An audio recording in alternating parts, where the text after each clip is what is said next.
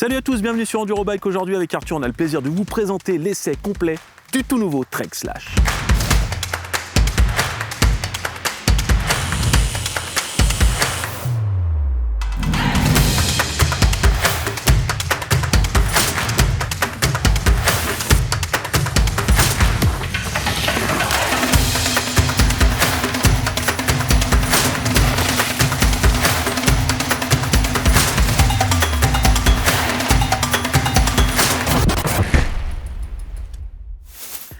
Le Slash, c'est le VTT Enduro de la marque Trek. Le précédent affichait 160 mm de débattement à l'arrière. Le nouveau, c'est 170 à l'arrière et à l'avant.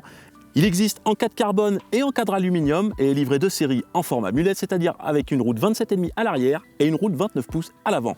Et la petite particularité de la génération numéro 6, c'est l'adoption d'une cinématique à point de pivot haut. On trouve donc un galet tendeur qui évite les effets de chaîne et un galet enrouleur pour bien plaquer la chaîne sur le plateau. Petite information supplémentaire, le nouveau Slash est compatible avec un format entièrement en 29 pouces en remplaçant la petite pièce qui est sur le pied d'amortisseur. Bon Hugo, au déballage de ce tout nouveau Slash, on a été un peu impressionnés quand même. On s'est dit, oh là, c'est quoi cet engin de guerre là qui sort de là? Qu'est-ce qu'on en a pensé globalement? C'est vrai qu'il fait vraiment bestial et c'est vraiment grosse machine. C'est assez original, mais ça a quand même divisé autour de nous. Quand les potes l'ont vu, ils n'ont pas forcément été très séduits par la machine. Les lignes, elles sont pas aussi harmonieuses que sur le Gen 5, on va être franc. Ce qui est sûr, c'est qu'il est globalement sobre, coloris vert avec un peu du noir, ça fait presque un peu armé.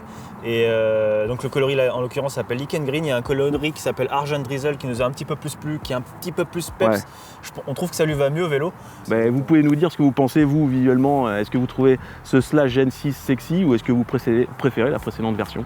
Ça, c'est à vous de nous dire en commentaire. La gamme Slash commence avec le premier modèle en aluminium proposé à un tarif de 4 499 € et se termine par une très luxueuse version XX1 AXS au tarif de 12 499 €. Nous, on a testé la version 9.9 XO AXS à un tarif de 9 999 €.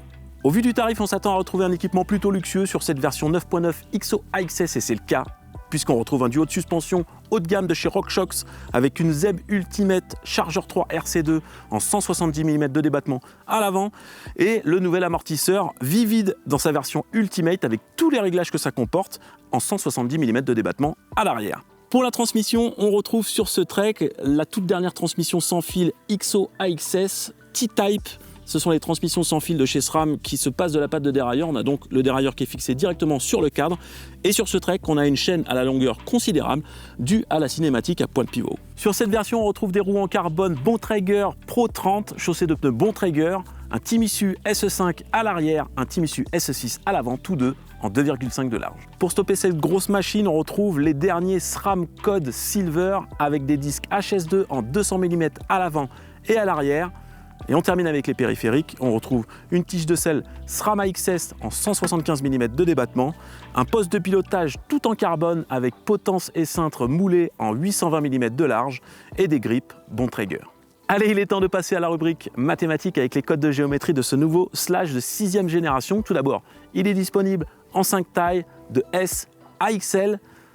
Il est utile de préciser que la taille S est proposée en full 27,5, donc avec une roue de 27,5 à l'avant et à l'arrière, et qu'il y a une taille intermédiaire baptisée ML entre la taille M et la taille L. C'est d'ailleurs la taille que nous avons testée et qui affiche un reach de 470 mm avec un empattement total de 1258 mm et des bases en 440 mm. Niveau angle de direction, on a un angle de direction qui ouvre d'1 degré supplémentaire par rapport à la génération précédente et qui ouvre dorénavant à 63,5 degrés. Et l'angle de tube de selle est bien dressé avec 77 degrés. Petite précision pour les bases, elles sont variables en fonction de la taille de votre cadre et donc plus votre taille est grande, plus les bases sont longues. Bon Arthur, il est temps de mettre un peu d'action dans cet essai. Tu vas nous dire comment grimpe cette énorme machine. Tout d'abord, positionnement. Alors on se met sur le vélo, on a un tube de selle qui est bien droit, on est bien assis. Franchement, on se dit, chouette, on va pouvoir enquiller les bornes avec ce vélo. En plus, Trek a pensé à nous, ils ont mis un petit SE5 derrière pour pouvoir pédaler un petit peu mieux, qui est moins cramponné que le SE6 derrière qu'on a testé précédemment. Qu'on a testé il n'y a pas longtemps dans notre gros comparatif de pneus. Et comment se passent les premiers tours de roue? Et bah on est quand même un peu sur un. Alors on a le point de pivot haut, hein, on a l'habitude de tester maintenant cette cinématique là depuis quelques temps. C'est des vélos généralement qui génèrent un petit peu plus de frottement, qui demandent un peu plus d'énergie à être emmené. Ouais, qui sont un peu énergivores. Par rapport à tous ceux qu'on a essayé, le Trek il se situe quand même mieux que les autres. C'est-à-dire qu'il consomme moins de surplus que les autres. Par contre, on a un vélo qui est quand même un petit peu lourd à emmener au train. À noter aussi qu'il fait quand même 16 kg, hein, donc c'est pas un poids plume. C'est un vélo qui au train quand même demande un petit peu d'énergie. Ça n'empêche pas de faire des belles sorties, mais il faut savoir qu'il faudra être en forme.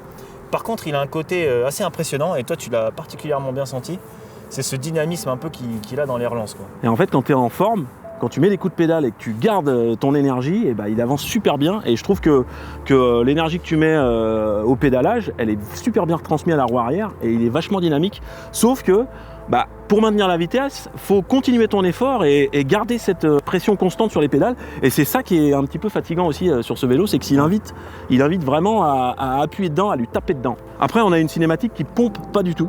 Hein, tu peux te mettre en danseuse, pour les relances c'est royal, c'est une fusée ça même joue quasiment. aussi quand tu te mets debout pour relancer. Alors il y a les roues carbone du coup qui jouent aussi un effet là-dessus. Effectivement, ouais. Mais le fait que l'amortisseur se mette pas en pompage, et l'énergie elle est directement distribuée. Et c'est vrai que quand on se met en danseuse et qu'on appuie, on se dit wow, ça part, on reconnaît pas le vélo presque. Ouais. Exactement, pour les relances en spécial c'est une petite arme bien sympa. Sur les montées techniques, moi je trouve qu'il a beaucoup de grip, la suspension elle est très active et effectivement avec cette cinématique à point de pivot, on sent quand même que tu butes pas sur les obstacles et que la roue arrière se décale un peu plus que sur un vélo traditionnel et ça lui procure une très très bonne motricité et c'est un petit atout comme il y a un bon sympathique. dynamisme, en plus tu arrives plus facilement presque à t'extirper de certaines situations où des fois tu dis je vais me tanker et en fait on arrive grâce au dynamisme du vélo à s'en sortir, quoi. Donc c'est plutôt un bon point. Bon, bilan en montée, on a un vélo un petit peu double face qui consomme un petit peu d'énergie mais quand on tape dedans on voit vraiment la purée. Passons maintenant à la rubrique est-ce que c'est pratique ou pas. Je dois bien vous avouer que Trek a bossé le sujet. On retrouve tout d'abord la possibilité de fixer un porte-accessoire sous le top tube et le vélo est fourni avec un porte-bidon d'origine qui permet d'embarquer un bidon d'une contenance bien convenable. Ce porte-bidon est fixé sur une trappe qui donne accès à une box de rangement et le vélo est fourni avec une housse qui se glisse à l'intérieur et qui permet d'embarquer quelques outils sans que ça fasse de bruit. Dans la double de direction, on retrouve un multitool assez complet. Malheureusement, sur notre version d'essai, il était très difficile à sortir du logement. Et enfin, on termine cette rubrique avec des garde-boue fournis d'origine, un à l'avant sur la fourche et un à l'arrière sur le cadre, qui vous protégeront des diverses projections. Bon, il est temps maintenant d'aborder le domaine de prédilection de ce gros slash, le D-. Et on va commencer par le confort et le fonctionnement de la cinématique à point de pivot de ce nouveau slash. Arthur. Et il est assez surprenant parce que c'est vrai que quand on roule sur les premières descentes, on a une entrée dans le débattement qui est super confort. Tout ce qui est petite compression et tout, c'est vrai que ça les absorbe bien. C'est super agréable. Au niveau du maintien en fin de course, mais on n'a pas une sensation de débattement infini. C'est vrai que quand on atterrit ce vélo, on se dit tiens c'est marrant, on a peut-être un peu moins de débattement que ce qui est annoncé. C'est le ressenti qu'on a. Quoi qu'il en soit, le vélo il n'a pas une rigidité énorme.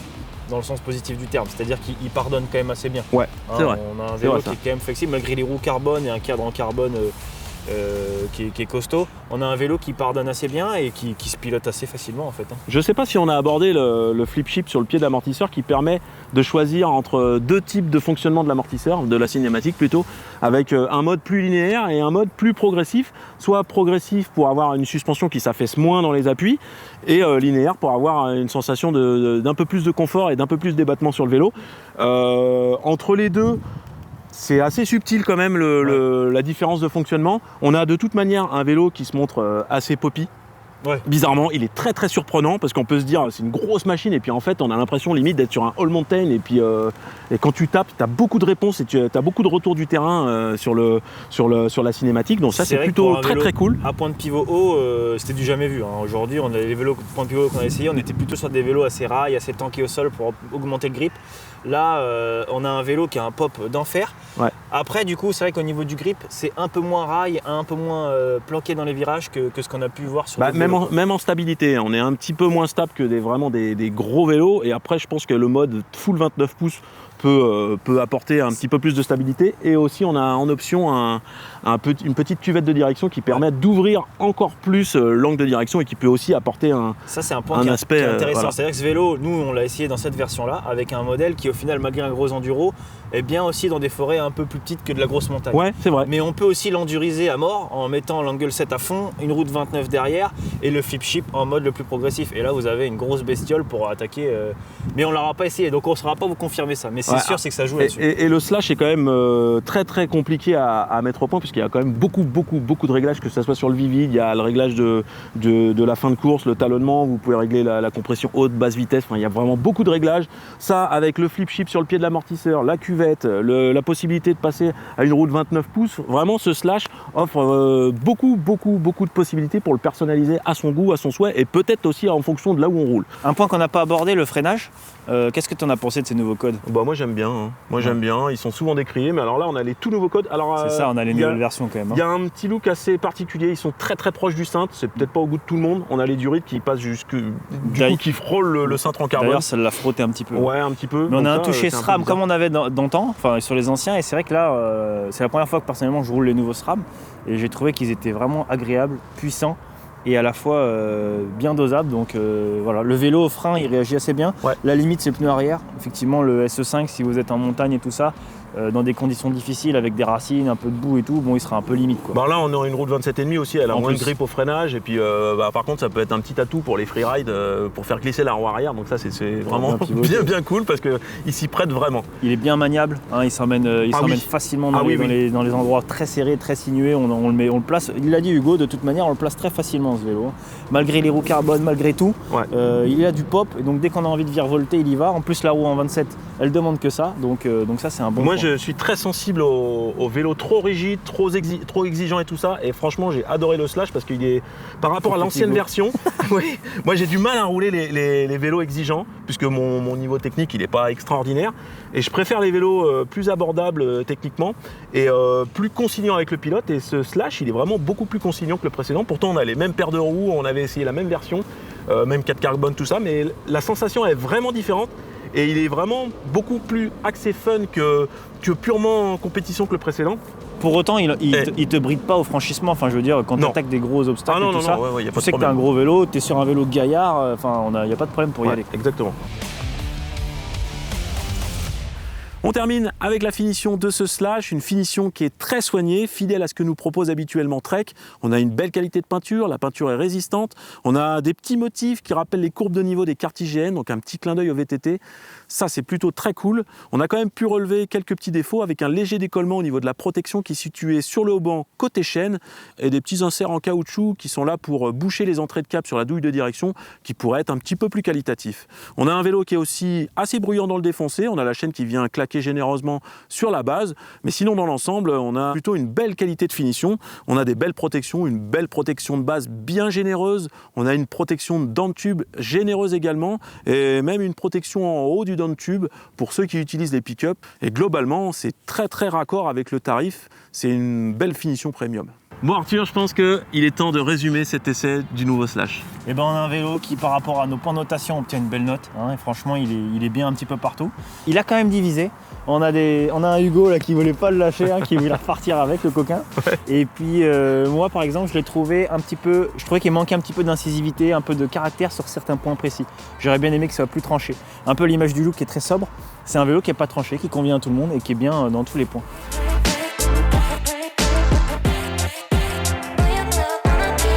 Il y a une vidéo qui fait polémique dont tu voulais parler un petit peu. Oui, avant de se quitter et d'aborder ce point-là, puisqu'on a eu pas mal de questions sur les réseaux sociaux, on a une vidéo de Lewis Buchanan qui rage contre son slash parce qu'il n'arrête pas de dérailler en spécial. Alors nous on n'a pas évidemment des niveaux de pilote de Coupe du Monde, mais on l'a emmené quand même un peu partout dans les Alpes et tout ça, et du coup ça nous est pas arrivé une seule fois en 2 mois de test. Alors je ne sais pas franchement à quoi c'est dû. Vous avez été en bike park et tout, donc ça a tapé quand même fort. Oui, un petit peu. Ouais. Donc nous on n'a pas eu de déraillement du tout. Non, pas du tout. Bah, sur ce, j'espère que vous avez passé un bon moment en notre compagnie et que vous avez apprécié cet essai du nouveau Trek Slash. Vous pouvez nous dire en commentaire ce que vous pensez de cette machine, et si vous avez des questions, n'hésitez pas à nous les poser. On se dit à la semaine prochaine. Ridez bien, ridez safe. Allez, ciao. Bonjour à tous, on se retrouve aujourd'hui sur Enduro Bike pour un essai un petit peu inédit et spécial puisqu'on va aborder aujourd'hui une section char d'assaut. Hein, Hugo, tu m'as toujours fait part de ta grande passion pour cette funeste période qui est la Seconde Guerre mondiale. Eh ben bien évidemment. On t'a dégoté aujourd'hui l'engin idéal pour replonger dans ses vieux souvenirs.